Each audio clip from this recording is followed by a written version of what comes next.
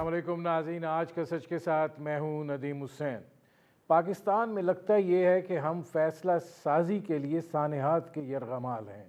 तसलसल के साथ दहशत गर्दी के होने वाले वाक़यात के नतीजे में जब पाकिस्तान जो है वो लहू लहू हुआ, तो आज नेशनल एपेक्स कमेटी का इजलास जो है वो निगरान वज़ीर आज़म अनवार उल हक काकड़ की सदारत में हुआ, जिसके अंदर आर्मी चीफ से लेके तमाम लोग जो थे वो मौजूद थे और उसमें चंद बुनियादी नौइयत के फ़ैसले किए गए। ये फ़ैसले जो हैं आज से बहुत पहले हो जाने चाहिए थे, लेकिन ताख़ीर की क्या वजह है वो इन फ़ैसलों के अंदर ही मुज़मिर है। ये कहा गया है कि गैर कानूनी तौर पर मुक़ीम जो गैर मुल्की बाशिंदे हैं उनको 31 अक्टूबर तक की डेड लाइन दी गई है कि वो रज़ाकाराना तौर पर मुल्क को छोड़ कर चले जाएँ। बसूरत दीगर तमाम कानून नाफिज करने वाले इदारे 1 नवंबर से उनके ख़िलाफ़ जो है वो कार्रवाई का आगाज़ करेंगे, उनको जो है गिरफ़्तार किया जाएगा और उसके बाद मुल्क बदर जो है वो कर दिया जाएगा।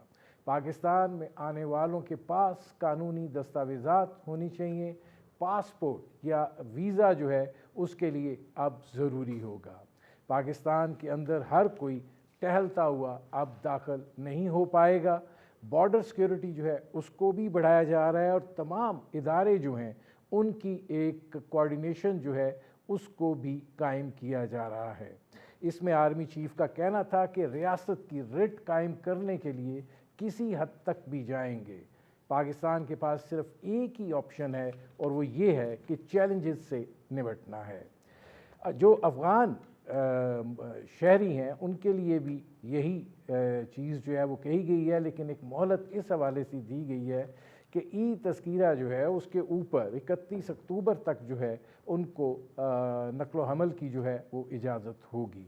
उसके बाद यहाँ पर जो लोग कारोबार कर रहे हैं गैर कानूनी तौर पर और जो मुकामी लोग उनके साथ इश्तराक में पाए गए तो जायदादें भी कुर्क होंगी, कारोबार भी ज़ब्त होंगे और जो मुकामी लोग हैं उनके ख़िलाफ़ जो है वो कार्रवाई की जाएगी। रियासत जो है वो अपनी पूरी शिद्दत के साथ जो है वो हरकत में आएगी। अब इस पर असल चीज़ ये है कि अमल दरामद कैसे होता है। माजी में भी इस तरह के फ़ैसले होते रहे हैं।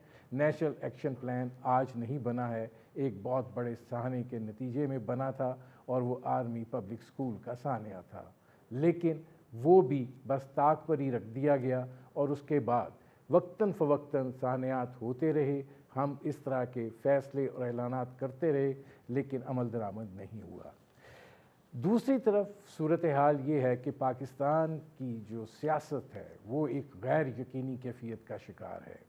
जो पाकिस्तान की सियासी जमातें हैं वो भी एक अदम एतमाद का शिकार दिखाई दे रही हैं और वो जो कुछ कह रहे हैं वो बुझे हुए चेहरों के साथ कह रहे हैं और उनके दावों की जो सूरत हाल है उसमें उनके जो बॉडी लैंग्वेज है वो साथ देती हुई दिखाई नहीं दे रही है।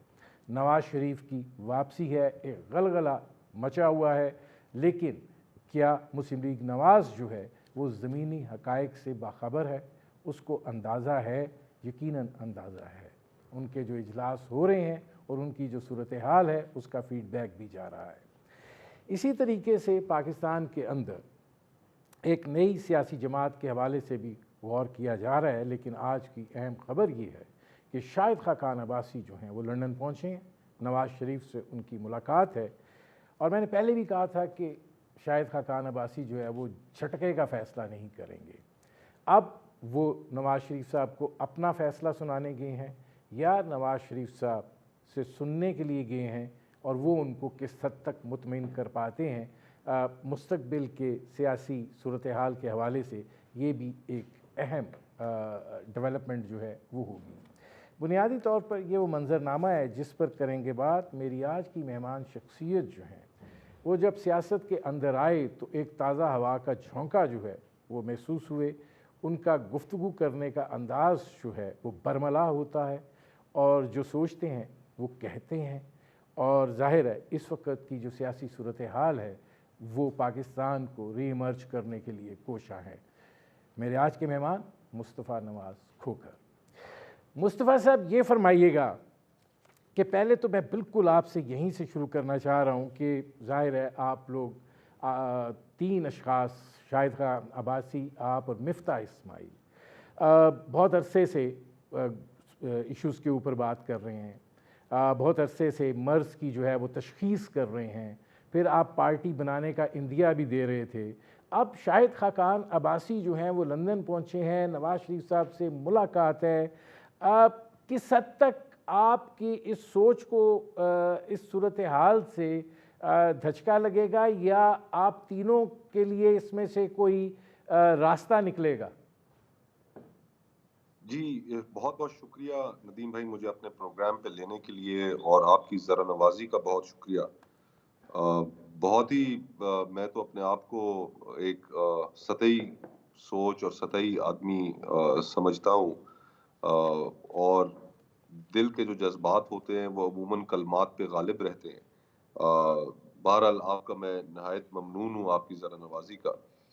آپ نے جو سوال پوچھا ندیم بھائی، فرینکلی یہ فیصلہ شاہد خاقان عباسی صاحب کے لیے اور دیگر دوستوں کے لیے بھی، لیکن زیادہ ان کے لیے کوئی آسان فیصلہ نہیں ہے۔ اس حقیقت کو وہ بھی تسلیم کرتے ہیں کہ اس وقت پاکستان میں ایک سیاسی پارٹی کی گنجائش پیدا ہو چکی ہے، اور اس کی سب سے بڑی وجہ یہ ہے کہ پچھلے 3 سالوں میں تمام سیاسی جماعتیں اقتدار میں رہی ہیں۔ تحریک انصاف ہو، پیپلز پارٹی ہو، نون لیگ ہو، جے یو آئی ہو، ایم کیو ایم ہو، اے این پی ہو، غرض کوئی ایسی سیاسی جماعت نہیں ہے جو ان پچھلے 3 سالوں میں جو حکومت میں نہ رہی ہو۔ لیکن دیکھا ہم نے یہ کہ ان کے اپنے مسائل تو ختم ہوئے، ان جماعتوں کے قائدین کے مسائل بھی ختم ہوئے۔ اگر کسی کے اکاؤنٹس فریز تھے تو وہ ڈی فریز ہو گئے، اگر کسی کے اوپر مقدمات تھے تو ان میں نرمی آ گئی، اگر کسی کا نام ای سی ایل میں تھا تو وہ نکل گیا، لیکن لوگوں کے مسائل جوں کہ توں کھڑے رہے۔ تمام جماعتوں کے آپ منشور اٹھا کر دیکھیں، ان کے اندر وہی آپ کو ملی جلی ایک گفتگو نظر آئے گی، وعدے نظر آئیں گے، لیکن حقیقت یہ ہے کہ ہم اپنے ملک کو ریفارم کرنے میں مکمل طور پر ناکام ہو چکے ہیں۔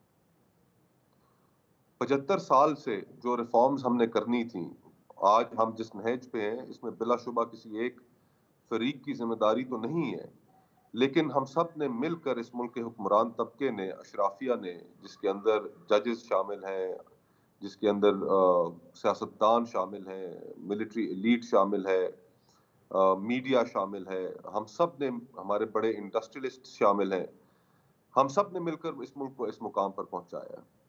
اب اگر ہم نے اس ملک کو اس نہج سے، اس کرائسس سے واپس لے کر آنا ہے، پاکستان کو اگر ریسکیو کرنا ہے، تو ہمیں سیریسلی ریفارمز کرنی پڑیں گی، وہ نہیں ریفارمز جو ہم مصطفیٰ صاحب، میں کافی اس عرصے طرف سے آتا ٹالتے ہوں آ رہے کیونکہ یہ ایشوز ہیں، اس طرف آتا ہوں، لیکن میں ہیں۔ آپ سے جو بنیادی سوال پوچھ رہا ہوں وہ یہ ہے کہ ظاہر ہے آپ ان چیزوں سے دل گرفتہ ہیں۔ شاہد خاقان عباسی صاحب لندن گئے ہیں، آپ ایک پلیٹ فارم کے اوپر سے یہ چیزیں اجاگر کر رہے تھے۔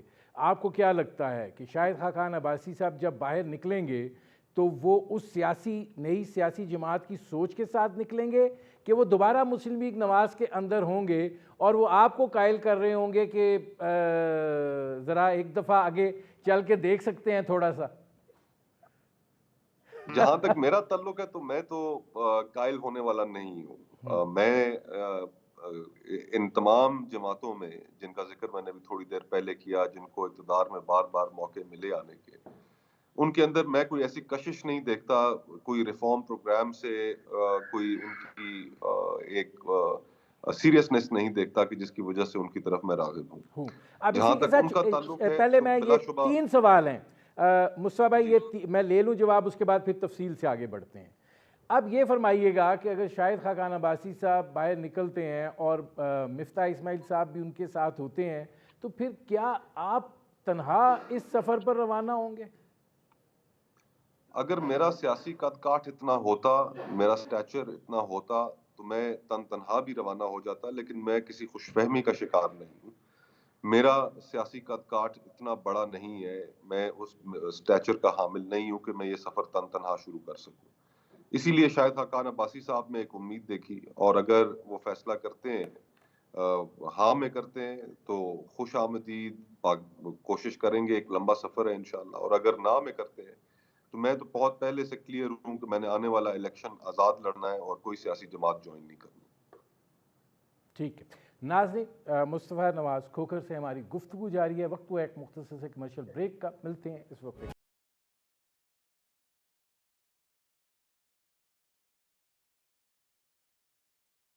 Welcome back. اچھا، اب اس میں مصطفیٰ نواز کھوکھر صاحب اس پرسیپشن کو ایک سیکنڈ کے لیے سائیڈ پہ رکھتے ہوئے ایک سوال اس حوالے سے اور ہے، پھر ہم ذرا ملکی سیاست پر بھی بات کرتے ہیں. اور وہ یہ سوال ہے کہ زمینی حقائق پاکستان کی سیاست کے اس وقت بڑے مختلف ہیں. صورتحال جو ہے وہ ایسی عجیب بنی ہوئی ہے کہ کسی قسم کی جو ایک تسلیم و رضا اور کسی نئی پارٹی یا کسی پرانی پارٹی کی جو اپنے آپ کو اس کے ساتھ آشنا کرنے والی بات ہے، وہ بڑی مشکل ہوئی ہے. اور ہمارے ہاں ماضی میں جماعتیں بنتی رہی ہیں، بنتی نہیں رہی ہیں، بنائی جاتی رہی ہیں. تو آپ کو کیا لگتا ہے کہ آپ لوگ ایسے زمینی حقائق کے اندر جو ہے ایک پارٹی بنا کے اس کو چلا سکتے ہیں، اور آپ کا جو بیانیہ ہے آپ کو لگتا ہے کہ وہ اس کو آپ لوگوں میں سیل کر سکتے ہیں؟ جی ندیم بھائی، اس میں پہلی چیز جو مد نظر رکھنے والی ہے کہ اس بات کو بہت باریک بینی سے جاننے کی ضرورت ہے کہ کیا سیاسی خلا موجود ہے، کیا سیاسی پارٹی کی گنجائش موجود ہے یا نہیں. میرے خیال میں موجود ہے، کیونکہ باقی ساری سیاسی جماعتوں کا فیلئر آپ کے سامنے ہے. بلا شبہ تحریک انصاف اس وقت بہت پاپولر ہے، لیکن اس کی پاپولیرٹی کی وجہ اس کی مظلومیت کا بیانیہ ہے. اس کی پاپولیرٹی کی وجہ ان کی ڈیلیوری نہیں ہے، ان کی جو حکومت کے اندر ان کی جو پروگریس رہی وہ نہیں ہے. اور یہی دور حاضر کا سب سے بڑا المیہ ہے کہ تمام جماعتیں حکومت کے لیے اقتدار میں آنے کے لیے تگ و دو تو کر رہی ہیں، لیکن اس تگ و دو کی بنیاد کیا ریفارمز ہیں، کیا عوام کی زندگی کے اندر بہتری لے کر آنا ہے، کیا ان کا ٹریک ریکارڈ ہے. حتیٰ کہ تحریک انصاف جو کہ آج بہت مقبول ہے، اس نے اپنے دور حکومت میں کوئی خاطر خواہ اس ضمن میں پروگریس نہیں دکھائی. 1 کروڑ نوکری کی بات کی انہوں نے، 50 لاکھ گھروں کی بات کی، میرٹ کی بات کی، اور تحفے میں دیے بزدار صاحب اور محمود خان صاحب، قرضے نہ لینے کی بات کی. ڈیلیوری تو وہ کچھ بھی نہیں دے سکے. اور آج ایک عام آدمی کے اگر نقطۂ نظر سے دیکھیں تو اس کی زندگی تو اتنی مشکل ہو چکی ہے کہ اسے یہ نہیں پتا کہ اس نے اپنا مہینہ کیسے گزارنا ہے، اپنا ہفتہ کیسے گزارنا ہے، اور اپنا دن کیسے گزارنا ہے. تو سیاسی جماعتوں کی اس لا تعلقی کی وجہ سے، ڈسکنیکٹ ہونے کی وجہ سے عوام کے ایشو سے میں یہ سمجھتا ہوں کہ ایک گنجائش موجود ہے. اب اس میں یہ سفر ظاہری بات ہے ایک لمبا سفر ہے. وکٹیں اڑانے کی جہاں تک بات ہے، وکٹیں ماضی میں بھی اڑائی جاتی رہیں. سیاسی جماعتوں کے اندر الیکٹیبلز لوگ شامل کرائے جاتے رہے، کیے جاتے رہے. استحکام نے ابھی ریسنٹلی کافی وکٹیں اڑائی، لیکن کیا وہ پذیرائی عوام کے اندر پا سکے؟ نہیں. ہمیں کوئی وکٹیں اڑانے کی بھی ضرورت نہیں ہے. ہمیں صرف 8 10 15 20 لوگ، کریڈیبل لوگ کہ جن کے اوپر کوئی بوجھ نہ ہو، جن کے چہرے صاف ستھرے ہوں، جو کمپٹنس رکھتے ہوں، ان کے ساتھ اس سفر کو آغاز کرنے کی ضرورت ہے. اور پھر یہ ایک لمبا سفر ہے. اگر اس میں ہم بھی بیساکھیوں کی تلاش میں پڑ جائیں تو پھر یہ سفر ابتدا سے ہی سفر ٹھیک نہیں رہے گا. اس کی بنیاد ہی غلط ہو جائے گی، عمارت اس کے اوپر کبھی ٹھیک نہیں کھڑی کی جا سکے گی.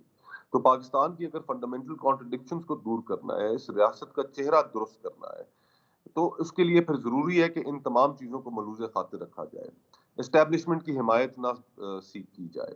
اگر وہ حمایت آپ نے سیکھ کرنی ہے تو پھر باقی جماعتوں میں اور آپ میں پھر کیا فرق رہ گیا؟ اگر آپ نے الیکٹیبلز اکٹھے کرنے ہیں تو پھر وہ الیکٹیبلز تو وقت کے ساتھ، اچھے وقت کے ساتھی ضرور ہوتے ہیں، برے وقت میں ساتھ کھڑے نہیں ہوتے. ضرورت اس چیز کی ہے کہ اس وقت ملک کو اس بحران سے نکالا جائے، سیاسی بے یقینی ختم کی جائے، فری اینڈ فیئر الیکشنز ہوں، اور ہر کوئی اپنا بیانیہ لے کر اس ملک کے لوگوں کے پاس جائے اور لوگ فیصلہ کریں کہ ان کو کس کے اندر بہتری نظر آتی ہے اپنے لیے. ہم بھی اب اپنی سوچ لوگوں کے سامنے رکھیں گے. ہم یہ نہیں کہتے کہ لوگ فوراً اس سوچ کو پذیرائی دیں گے، لیکن ان کو ایک سوچ ان کے سامنے ضرور ہوگی، ایک آپشن لوگوں کے سامنے ہونی چاہیے. اور اگر انہیں ہماری گفتگو کے اندر وزن نظر آتا ہے، ہمارے عمل کے اندر کوئی انہیں منافقت نظر نہیں آتی، اور انہیں کمپٹنس بھی نظر آتی ہے، تو پھر شاید وہ ہماری طرف توجہ دیں. لیکن یہ ایک لمبا سفر ہے، اس کے اندر ہائز اچھا بھی اس ہوتی میں ہیں جس طرح وہ مصطفیٰ کہتے صاحب ہیں، یہ اور لوز بھی۔ فرمائیے گا کہ جیسے میں نے زمینی حقائق کی بات کی ہے، آپ کو کیا لگتا ہے کہ ظاہر ہے آپ نے کہا کہ آپ آزاد الیکشن لڑیں گے، لیکن جو اگر الیکشن ہوتے ہیں تو یہ الیکشن اس دفعہ ایک بڑی عجیب کیفیت کے اندر ہوں گے، جس میں صورتحال یہ ہوگی کہ ایک طرف مقبولیت اور نفرت ہوگی اور دوسری طرف جو ہے پچھلے 1.5 سال کا ملبہ ہوگا، تو اس میں سے آپ کیا نکلتا ہوا دیکھ رہے ہیں؟ میں ساری سیاسی صورتحال کو اگر چند الفاظ میں بیان کرنا چاہوں تو میرے نزدیک میرا جو ذاتی ویو ہے ندیم بھائی، وہ یہ ہے کہ اسٹیبلشمنٹ عمران خان کو یا تحریک انصاف کو واپس نہیں آنے دے گی، اور عوام پی ڈی ایم کو نہیں آنے دے گی۔ یہ اس جگہ پہ ہمارا کرائسس پھنسا ہوا ہے۔ یہ جو 16 مہینے کی حکومت کی اپنے بیانیوں کا بیڑا غرق نکالا، اس کے بعد یہ جماعتیں جو حکومت جنہوں نے کی پچھلے 16 مہینے میں، یہ اس قابل نہیں رہ گئی کہ عوام میں جا سکیں، عوام کے غیظ و غضب کا سامنا کر سکیں۔ یہ آخر الیکشن ڈیلے کرنے کی وجہ کیا ہے؟ اور اس میں مولانا صاحب کا کل سٹیٹمنٹ آئی اور انہوں نے بڑے حیران کن طور پہ انہوں نے کہا کہ پہلے معیشت پھر الیکشن۔ تو یہ جماعتیں کیوں الیکشنوں سے بھاگ رہی ہیں؟ یہ اس لیے الیکشنوں سے بھاگ رہی ہیں کہ ان کے پاس دکھانے کے لیے کچھ نہیں ہے، عوام سے یہ خوف زدہ ہے۔ تو یہ ہمارا اس دور حاضر کا کرائسس ہے کہ جس میں میں یہ سمجھتا ہوں کہ یہ جو قائدین ہیں باقی جماعتوں کے، یہ عوام کے اندر اپنی مقبولیت کھو بیٹھے ہیں۔ اس ملک کا ایک بہت بڑا طبقہ جو نوجوانوں پر مشتمل ہے، ابھی ای سی پی نے ایک ڈیٹا ریلیز کی کہ 12 کروڑ 70 لاکھ اس ملک میں تقریباً ووٹرز ہیں، جس میں سے 5 کروڑ 70 لاکھ صرف نوجوان ہیں، وہ ان کو قبول کرنے کے لیے تیار نہیں ہے۔ تو ان گراؤنڈ ریالٹیز کو مد نظر رکھتے ہوئے ان جماعتوں کے اندر ہوپ بھی ختم ہو گئی ہے، اور یہ جماعتیں لوگوں کے دلوں سے اتر بھی گئی ہیں۔ ہاں، یہ ہو سکتا ہے کہ جیسے الیکشنز ہوں، لوگ اپنا غصہ اور بھڑاس ان پر نکالیں اور پھر شاید انہیں دوبارہ کبھی موقع دیں، لیکن فی الحال ایسا نظر نہیں آتا۔ نہیں آ رہا۔ تو اس کرائسس جی میں آتا ہوں مصطفیٰ صاحب۔ ناظرین، مصطفیٰ نواز کھوکھر سے ہماری گفتگو جاری ہے، وقت ہوا ایک مختصر سے کمرشل بریک کا، ملتے ہیں اس وقفے کے بعد۔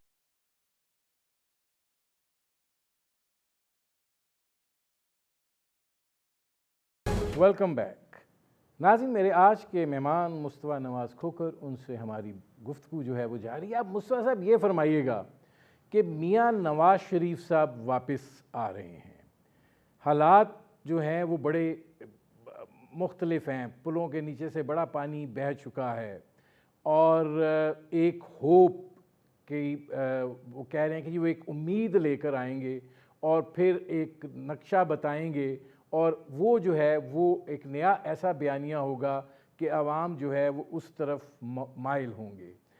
آپ کو لگتا ہے کہ نواز شریف صاحب جو ہیں وہ نیوٹرلائز کر پائیں گے اپنے بھائی کی گزشتہ 1.5 سال کی کارکردگی کو؟ ندیم بھائی، اگر تو میاں نواز شریف صاحب کے پاس اگر ایسا کوئی پلان ہے کہ جس کے نتیجے میں وہ اس ملک کے اندر جو تاریکیاں چھائی ہوئی ہیں ان کو دور کر سکتے ہیں، تو پھر سوال یہ کھڑا ہوتا ہے کہ یہ پلان انہوں نے اپنے بھائی کے ساتھ کیوں نہیں شیئر کیا؟ 16 مہینے ان کے بھائی حکومت میں رہے، اس وقت اگر ان کے ساتھ شیئر کر دیتے تو آج شاید تاریکیوں کے یہ بادل چھٹ چکے ہوتے۔ ثابت یہی ہوتا ہے کہ ان کے پاس ایسا کوئی پلان نہیں ہے۔ وہ صرف ایک بیانیہ انہوں نے ابھی کچھ بنانے کی کوشش کی، لیکن 2 ہی دنوں میں ان کے بھائی ان کے پاس پہنچ گئے، ساری پارٹی منت سماجت کرنے لگی کہ خدا کا واسطہ ہے یہ گفتگو نہ کیجیے، وہ اس سے بھی پیچھے ہٹ گئے۔ 2 بڑے بیانیے تھے مسلم لیگ نون کے، ایک ووٹ کو عزت دو، اور دوسرا ان کا بیانیہ تھا، ایک پرسیپشن تھا، لوگ یہ سمجھتے تھے کہ جب بھی یہ حکومت میں آتے ہیں ایک نسبتاً بہتر گورننس دیتے ہیں۔ یہ دونوں بیانیے اس وقت دھڑام سے گر چکے ہیں، زمین بوس ہو چکے ہیں، پٹ چکے ہیں۔ اس 16 مہینے کی حکومت نے ان کے پلے کچھ نہیں چھوڑا۔ اب صرف عوام کا غیظ و غضب ہے، کوئی سیریس ریفارم پلان نہیں ہے۔ تو جب تک ہم ریفارمز لے کر کوئی پولیٹیکل پارٹی آگے نہیں بڑھے گی، اور اس ضمن میں یہ بات تسلیم کرنی پڑے گی کہ عمران خان صاحب کے پاس بھی ایسا کوئی پلان نہیں ہے، تو المیہ تو یہ ہے کہ یہ پھر 25 کروڑ لوگ کہ جن کی زندگیوں کا سوال ہے، جن کے لیے ہم سیاست کرتے ہیں، ان کو آخر اس بحران سے نکالنا کس نے ہے؟ سب کیا ہاتھ پہ ہاتھ دھر کے بیٹھ جائیں؟ ایک سوچ پیدا ہونی چاہیے معاشرے میں. ہم یہ نہیں کہتے کہ ہم اپنے کل ہیں یا ہماری طرف ہی لوگوں کو راغب ہونا چاہیے، بالکل بھی نہیں. لیکن پرکھیے ضرور، یہ ضرور دیکھیے کہ ہاں کس کے پاس کوئی قابل عمل ریفارم پلان ہے. ہم نے آخر اس ملک کو اس بحران سے تو نکالنا ہے. ہم نہیں ہوں گے تو کوئی اور تو ہوگا، کسی نے تو نکالنا ہے انشاءاللہ. نہیں، اس میں مصطفیٰ اور صاحب میرا آپ سے ایک سوال ہے. سوال یہ ہے جی کہ آپ اصلاحات کی بات کرتے ہیں، یہ ملک جو ہے اس کو ٹرن اراؤنڈ کیا جا سکتا ہے اگر آپ جو ہے 9 مافیاز کے ہاتھوں سے نکل جائیں، اگر آپ اپنی بارڈر مینجمنٹ جو ہے وہ بڑی سنجیدگی کے ساتھ کر لیں، آپ کے ہاں سے کرائسس جو ہے باہر پیسے شفٹ کرنے کا اس کا آپ تدارک کر لیں جو تھوڑا بہت آپ نے کیا ہے. آپ یہ بھول جائیں کہ کوئی ملک آپ کا 5واں صوبہ ہے اور ان وسائل کو آپ اپنے عوام کے لیے خرچ کریں. آپ جو ہیں جو آپ کی زمینی حقائق ہیں، آپ ایک ایگریگیرین ملک ہیں، آپ ایک ایگریگیرین اکانومی کو لے کر آئیں تو چیزیں تو ہیں. اس ملک میں بڑی ریزیلینس ہے. بات تو صرف لیڈرشپ کی ہے.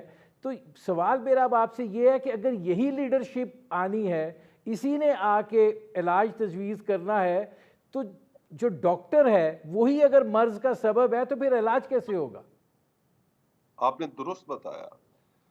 یہ ساری چیزیں کرنے والی ہیں جو ہمارے جو ڈاکٹر صاحب ہیں اس وقت، وہ یہ سمجھتے ہیں کہ ان کو اور بطور ادارہ ایک یہ سوچ رہی ہے پچھلے 70 سالوں میں کہ ہم پاکستان کو ہم ہی مسائل کو سمجھتے ہیں اور ہم ہی ٹھیک کر سکتے ہیں. آپ کے سامنے 11 سال کی ڈکٹیٹرشپس آئیں، 10 سال لوگوں نے 3 ڈکٹیٹرشپس آئیں، لیکن وہ پاکستان کے مسائل حل نہیں کر سکے بلکہ مزید فالٹ لائنز کو ابھار کر چھوڑ کر چلے گئے.